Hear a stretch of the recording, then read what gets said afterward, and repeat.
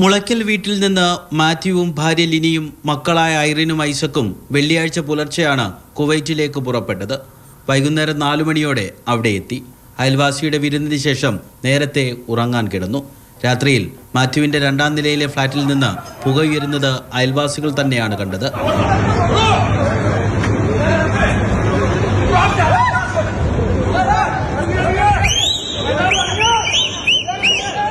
വേഗത്തിൽ തന്നെ കതക് പൊളിച്ച് അകത്തു കയറിയെങ്കിലും ആരെയും രക്ഷിക്കാനായില്ല.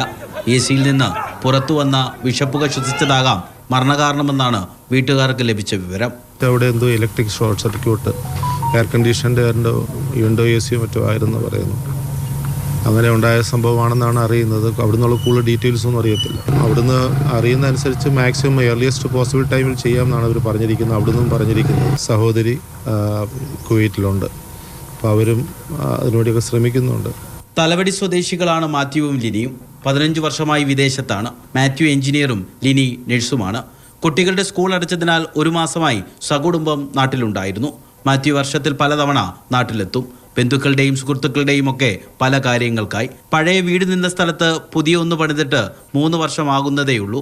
മാത്യുവിൻ്റെ മൂത്ത സഹോദരിയും കുവൈറ്റിലുണ്ട്. മൃതദേഹങ്ങൾ വേഗത്തിൽ നാട്ടിലെത്തിക്കാൻ ഇടപെടണമെന്ന് അഭ്യർത്ഥിച്ച് കേന്ദ്രമന്ത്രി സുരേഷ് ഗോപിയും കൊടിക്കുന്നിൽ സുരേഷ് MPയും വിദേശകാര്യ മന്ത്രാലയത്തിന് കത്ത് നൽകി. മാതൃഭൂമി ന്യൂസ്, ആലപ്പുഴ.